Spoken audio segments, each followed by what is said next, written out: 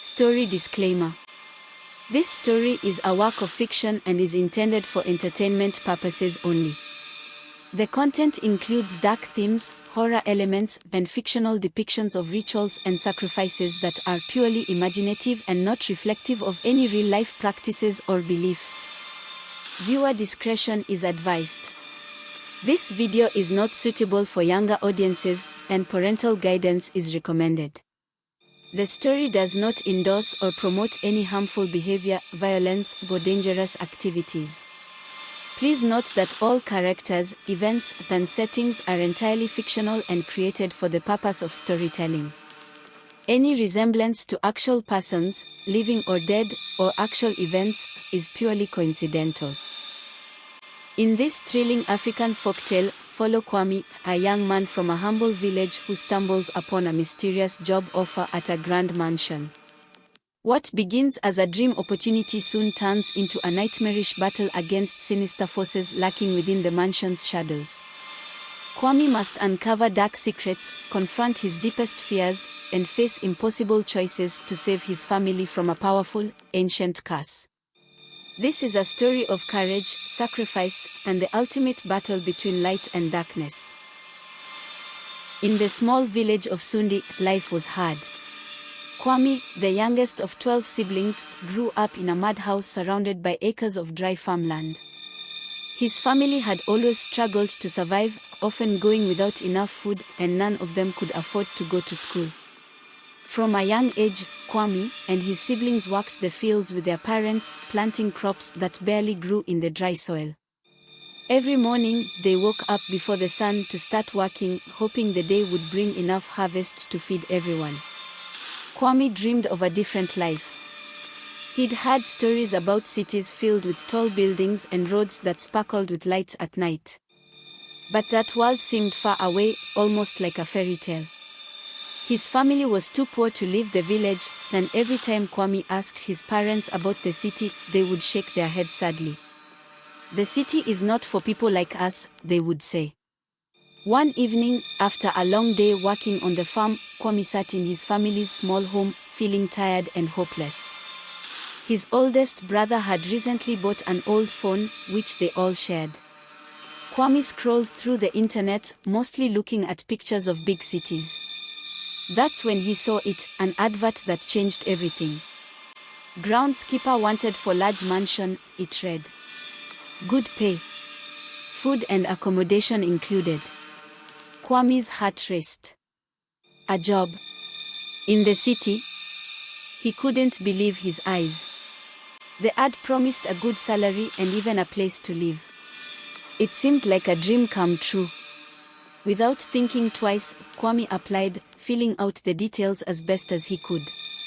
He didn't tell anyone about it, not even his siblings. It seemed too good to be true, and he didn't want to get their hopes up. But the next morning, an email arrived. He had gotten the job. Kwame arrived in the bustling city of Kisa after a long, tiring journey from his village. The difference between his life and the world he was now stepping into was almost too much to process. Tall buildings reached the sky, lights flashed from every corner, and people hurried around, dressed in clothes he'd never seen before. But nothing prepared him for what he saw when he arrived at the mansion. It stood tall and proud, a massive building that seemed to glow under the sun. The gates were made of solid iron, and as they opened, Kwame caught sight of the lush gardens that stretched as far as his eyes could see. He had never seen so much wealth in one place. The mansion looked like something out of a dream, or maybe a nightmare. When Kwame was greeted by one of the staff, he was ushered inside quickly. The halls were filled with marble statues and expensive paintings. Everything smelled rich and polished, like the kind of life he could never have imagined. But there was something off, something that sent a chill down his spine. The woman who had hired him, Madam Esi, was nowhere to be seen. He had expected her to greet him, but instead, one of the butlers simply showed him to his quarters and handed him a list of duties. He was to care for the grounds, keep the gardens in perfect condition, and never, under any circumstances, enter the east wing of the mansion. That night, as he lay on his bed, Kwame couldn't sleep. There was something strange about the mansion. The air felt too thick, and the silence was too deep. Around midnight, he heard the sound of a car engine. He rushed to the window and saw Madam Esi's sleek black car pulling up to the gate. She stepped out, dressed in a long, flowing robe, and disappeared into the house without a word. Where had she been? Why did she only leave at night? Kwame's curiosity grew.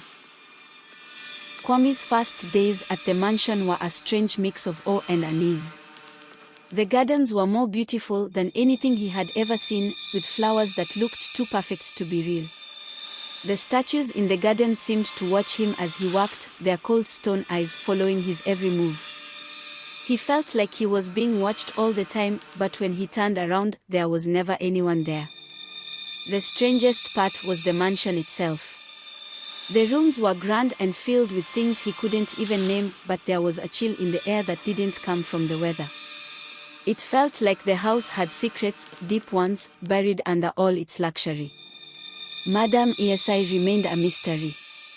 She was rarely seen during the day, and when she did appear, it was only for brief moments. She never spoke much, just glanced at him with a knowing smile that sent shivers down his spine. Every night, she would leave the mansion in her black car, returning after midnight. And every night, Kwame's curiosity grew. One evening, while trimming the hedges, Kwame heard something, whispers. At first, he thought it was the wind rustling through the leaves, but as he stood still, the sound became clearer. It was coming from the east wing of the mansion, the one place he was forbidden to go. The whispers seemed to float through the air, soft and distant, but with an edge of something darker.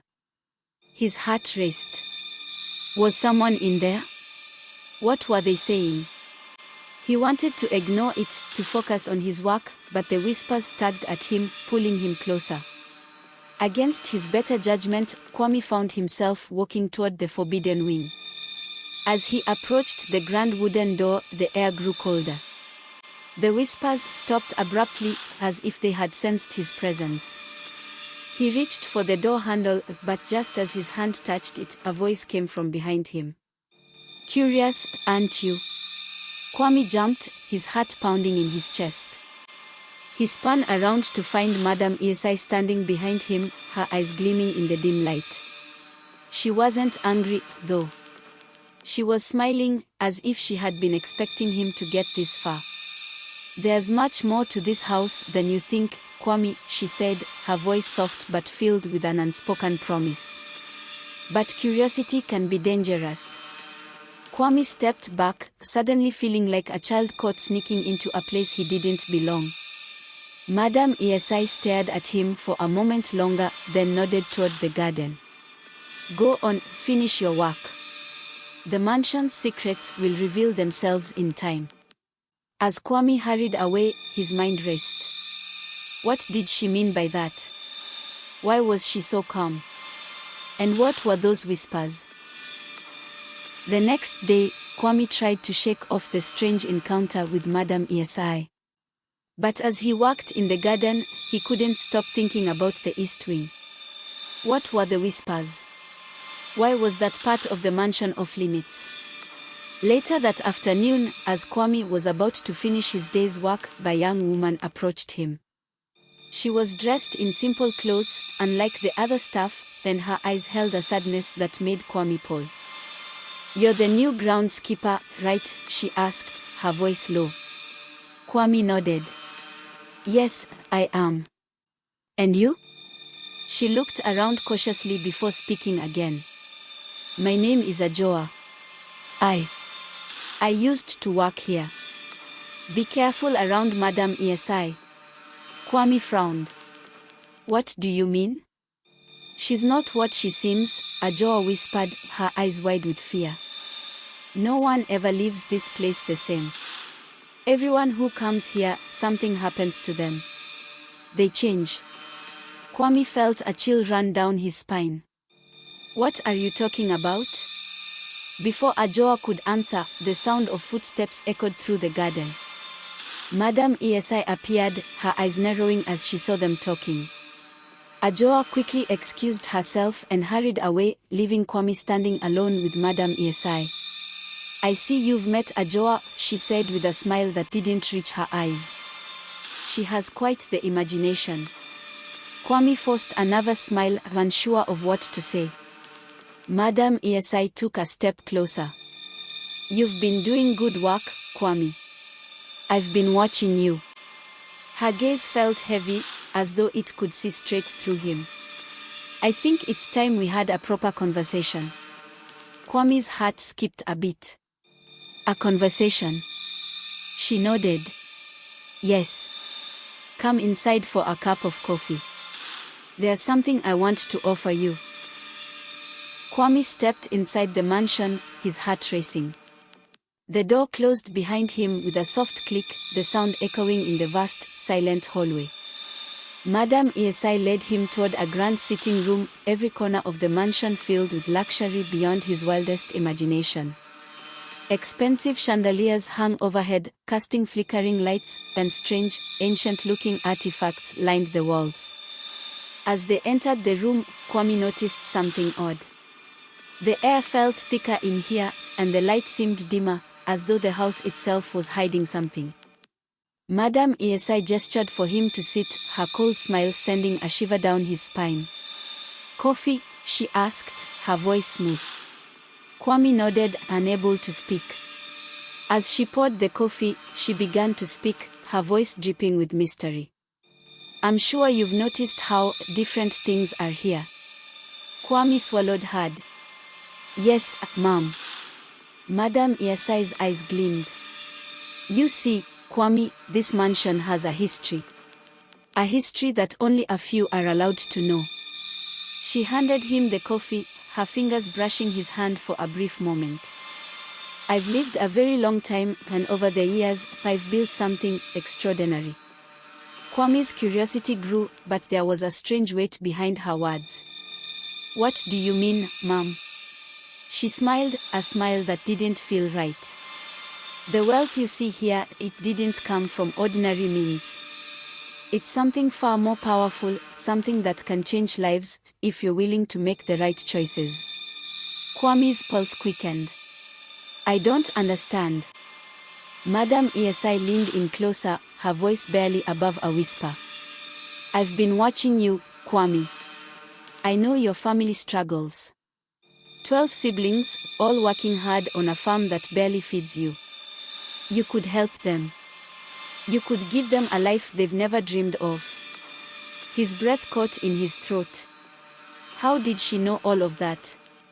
He hadn't told her about his family in detail. "What do I have to do?" Kwame asked, his voice trembling. Madam Esi's eyes darkened, her smile widening. "You just have to trust me, and in return, you'll have everything you've ever wanted. Wealth, power, freedom." Kwame stared at her, the offer hanging in the air like a shadow creeping toward him. "But what's the catch?" Madam Esi sipped her coffee, her gaze never leaving his. "All you need to do is introduce a few people to me. Your family, your friends. Show them this place, and let them see the opportunity I'm offering." Kwame hesitated. It sounded too easy, too good to be true. "And that's all?" She nodded, but her eyes held something darker, something he couldn't quite understand. "Yes, Kwame. That's all. But once you enter this world, there's no turning back." That night, Kwame couldn't sleep. He lay in bed, staring at the ceiling, Madam Esi's words echoing in his mind. There's no turning back. What did she mean by that? Was this just an opportunity, or was there something more sinister hidden beneath the surface? He couldn't shake the feeling that something wasn't right. The mansion seemed too quiet, as if it was waiting for something to happen. His thoughts were interrupted by a strange sound, like a faint whisper, just outside his door. Sitting up, Kwame listened closely. The whispering grew louder, but the words were impossible to make out. His heart pounded as he stood and opened the door, peering into the dark hallway. There was no one there, but the whispers seemed to be coming from the east wing again, the forbidden area. Against his better judgment, Kwame stepped into the hallway, the darkness closing in around him. His footsteps were silent as he made his way toward the source of the whispers. The air felt colder the closer he got, and a strange sense of dread settled in his stomach. As he reached the door to the east wing, the whisper suddenly stopped. The silence was deafening. Slowly, Kwame reached for the handle, his hand trembling. Just as his fingers touched the cold metal, the door swung open on its own, revealing a dimly lit corridor beyond. Kwame's heart leapt into his throat. He knew he shouldn't go any further, but something was pulling him in, something he couldn't explain. He stepped through the doorway, his breath catching as the air grew colder still. The corridor was long and narrow, with walls covered in strange symbols he didn't recognize. At the end of the hallway stood a door, slightly ajar, and from within came a soft, eerie glow. As Kwame approached the door, his mind raced with questions. What was this place? Why was it hidden? And what was waiting for him on the other side? With a deep breath, he pushed the door open. Inside the room, Kwame found himself surrounded by more strange artifacts, each one glowing faintly in the dark.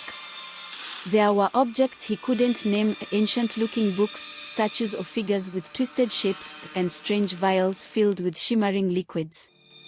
But what caught his attention the most was a large mirror that stood at the center of the room. It was unlike any mirror he had ever seen. The surface wasn't glass, but something darker, something that seemed to ripple like water. As he stepped closer, the air around him grew heavier, and his reflection flickered for a moment before vanishing completely. Kwame froze, his heart racing. He blinked, hoping his eyes were playing tricks on him. But when he looked again, there was no reflection. Just the dark, swirling surface of the mirror. Suddenly, a voice echoed in the room, soft and distant, like the whispers he had heard before. "Welcome, Kwame. Your journey has begun." His blood ran cold. He spun around, but there was no one there. The voice seemed to come from the mirror itself, from somewhere deep within its shadowy depths. Panicking, Kwame stepped back, his mind screaming at him to leave the room, to get out of the mansion. But just as he turned to run, the door behind him slammed shut, trapping him inside. The room seemed to close in around him, the shadows growing darker, the air heavier. And then, from the depths of the mirror, something began to move. Kwame's breath quickened as the dark shape inside the mirror began to move, its presence filling the room with a sense of dread. It wasn't human, but it wasn't an animal either, it was something in between, a shifting shadow with no defined form. The air grew colder with each second, and Kwame felt his skin prickle as though invisible eyes were watching him from every corner of the room. A voice, low and echoing, rose from the mirror, distant but commanding. "Kwame, you've entered a place you should not be. But now that you're here, you cannot leave." Kwame backed away, his heart pounding. "What is this? What do you want from me?" The shadow in the mirror rippled, and the voice chuckled darkly. "You will soon see. But for now, you are bound by your choice to work for Madam Esi. Everything here, including you, belongs to her." Kwame felt a chill run down his spine. He had entered the mansion willingly, but he hadn't known what he was truly agreeing to. Now it was too late to turn back. The mirror shimmered, and for a brief moment, Kwame saw something familiar, a vision of his family's small farm back in the village. But the image quickly twisted, the once peaceful scene transforming into something dark and sinister. The crops withered, the animals disappeared, and his siblings were no longer there. Instead, they were standing by a large mansion, much like Madam Esi's, their faces blank, their eyes hollow. Kwame gasped in horror. "What have you done to them?" The voice in the mirror answered with a chilling calmness, "Not yet. But soon." You will bring them here, just as promised, and they will become part of this place. You will too. Kwame shook his head, stepping back toward the door. No. I can't. I won't. Suddenly, the shadow surged toward him, but it didn't touch him. Instead, it circled around him, whispering in his ear, "You already have.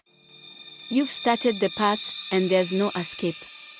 With a rush of wind, the door behind him flew open, and the shadow retreated into the mirror. Kwame stood there, his chest heaving, his mind racing with fear and confusion. The room was still once more, but something had changed. Something was watching him. The next morning, Kwame approached Madam Esi with caution. He wanted answers, but he was terrified of what he might hear. The eerie events of the previous night played over and over in his mind, and he couldn't shake the feeling that he was caught in something far bigger and far darker than he had realized.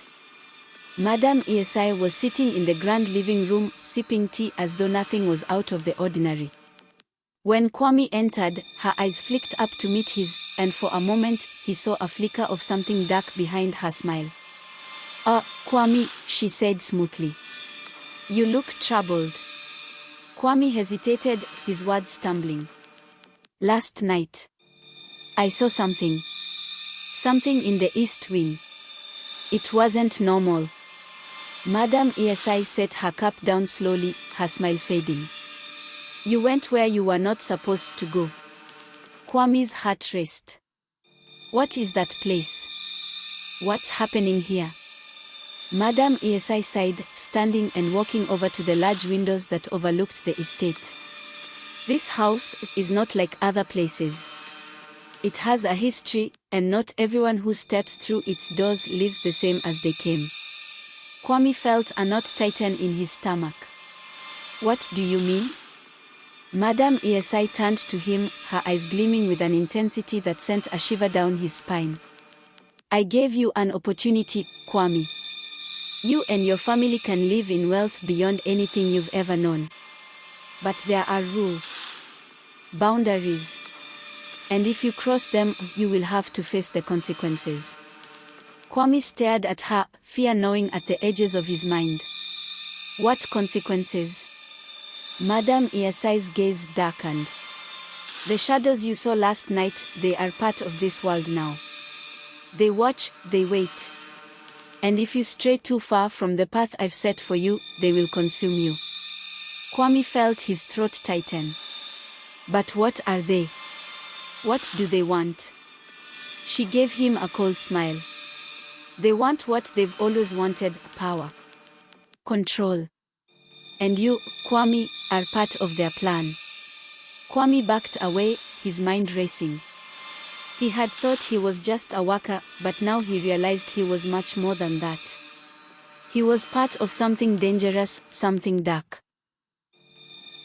That evening, as Kwame was working in the garden, he received an unexpected message. One of the mansion staff approached him with a note, neatly folded and sealed with an unfamiliar emblem. The handwriting was elegant, but the words sent chills down his spine. "Meet me tonight by the east wing. There is something you need to see. A friend." Kwame's heart pounded in his chest. A friend? Who in this mansion could possibly be on his side? He had been warned about the East Wing, and after his terrifying experience the night before, he had no desire to return. But something about the note intrigued him. Could there really be someone who knew what was going on? Someone who could help? As night fell, Kwame made his way toward the forbidden wing. The air was thick with tension, and every creak of the floorboards made his nerves fray. When he arrived at the door, he paused, feeling that familiar sense of dread creeping over him. The door was slightly ajar, just as it had been before, and from inside came a faint glow. Kwame hesitated for a moment, but then, taking a deep breath, he pushed the door open. Inside, the room was empty, except for the mirror. The same dark, swirling surface greeted him, and as he stared into it, the shadows began to shift once more. But this time, there was no voice. Instead, a figure emerged from the mirror. Not Madam Esi, not a shadow, but a young man, someone who looked like him, yet different. His face was expressionless, his eyes hollow. He stepped forward, his movements slow and deliberate, and as he did, Kwame felt an overwhelming sense of dread. "You are not alone," the figure said, his voice cold and distant. "We are all trapped here, bound by the same fate." Kwame stepped back, his heart pounding in his chest. "Who are you?" The figure's eyes glowed faintly. "I was once like you, the servant in this house. But I made the wrong choice, and now I am part of it." Kwame's blood ran cold. He had thought he could escape, but now he realized the truth: there was no way out. Kwame stood frozen in front of the hollow-eyed figure, his mind racing with 1,000 thoughts. This young man, who looked just like him, had once been a servant in the mansion. The realization was a sharp pain to his hopes. Was this what awaited him? A life bound by the mansion's dark magic, stripped of his identity and humanity. The figure stepped closer, its hollow eyes boring into Kwame's soul. "You still have a choice, Kwame. A bargain can be made." Kwame swallowed hard, his voice shaking. "What kind of bargain?" The figure's lips curled into a faint, eerie smile. "Madam Esi gave you the promise of wealth, but there are conditions. The mansion feeds on more than just service. It needs people to grow stronger. That's why she wants you to bring your family." Kwame's heart sank. He had been so eager to help his family, so desperate to lift them from poverty, that he hadn't seen the trap before him. He realized now that Madam Esi's offer wasn't a gift, it was a curse. "And if I refuse?" Kwame asked, dreading the answer. The figure's smile faded. "Then the mansion will take what it needs from you. You will become one of us, bound forever to its dark magic. A shadow of who you once were." Kwame's chest tightened. He had no choice but to play along, at least for now. "What do I have to do?" The figure's eyes flickered. "Convince your family to come. Bring them here, willingly. Once they step inside, they will belong to the mansion, just like you." Kwame felt a knot form in his throat. Could he really sacrifice his family for the promise of wealth? The thought made him sick. But what other option did he have? If he didn't comply, the mansion would consume him. The dark, twisted path was laid out before him, and there was no escape in sight. Days passed, and Kwame became more withdrawn. He walked silently in the gardens, his mind consumed by the bargain he had struck. The hollow-eyed figure's words haunted him at every turn. How could he possibly lure his family into this nightmare? One afternoon, as Kwame was trimming the rose bushes, Madam Esi approached him with her usual, unsettling smile. "You've been quiet, Kwame. I trust everything is well." Kwame forced a nod, but his silence didn't go unnoticed. "You know, Madam Esi continued, her voice silky smooth, I've made many people very wealthy. Your family could live in luxury. They wouldn't need to suffer anymore." Kwame clenched his jaw, anger bubbling beneath the surface. "At what cost?" Madam Esi's eyes gleamed. "Everything has a price. But isn't it worth it? You could save them from a lifetime of poverty. Isn't that what you want?" Kwame's heart ached. He had always dreamed of helping his family, but not like this. He couldn't bear the thought of leading them into the darkness that consumed this mansion. That evening, as Kwame sat alone in his small room, he received another message. This time, it was not a note but a whisper, a voice so faint it could have been the wind, yet it carried a message that chilled him to the bone.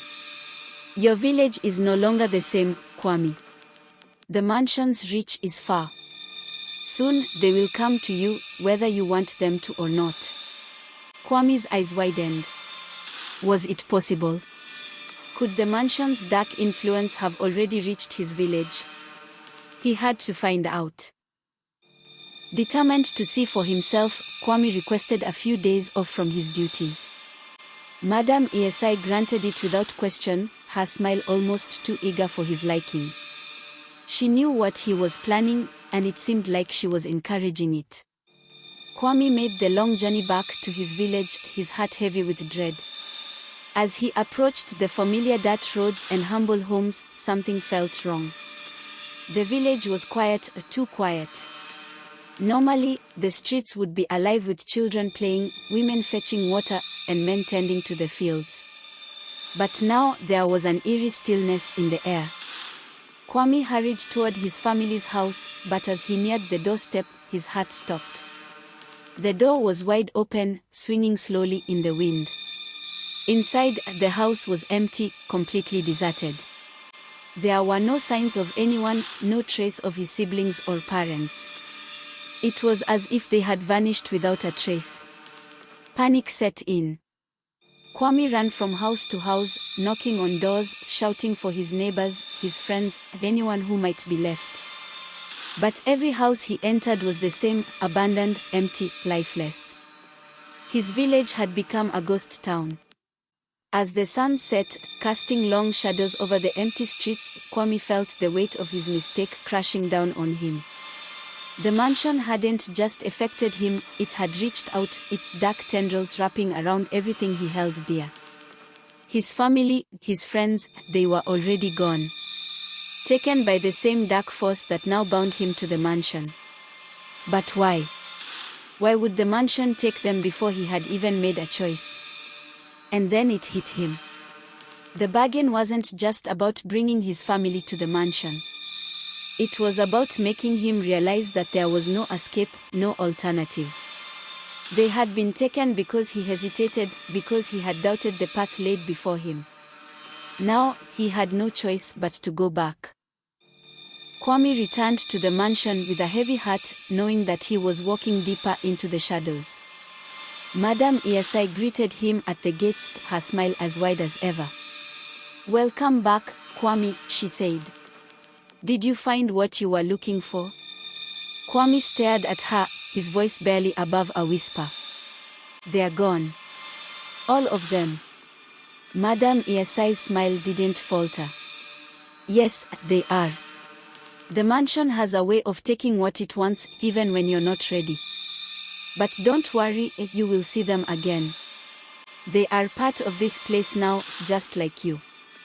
Kwame's blood ran cold. "What do you mean? Where are they?" Madam Esi's eyes gleamed with a dark secret. "They are here, in the shadows. Watching. Waiting. And soon, you will join them." Kwame felt his knees weaken. The hollow-eyed figure had been right all along. The mansion had claimed his family, and now there was no turning back. He was trapped in its web, bound by forces he could not see or understand. But one thing was clear, the mansion was alive, using those who entered its walls.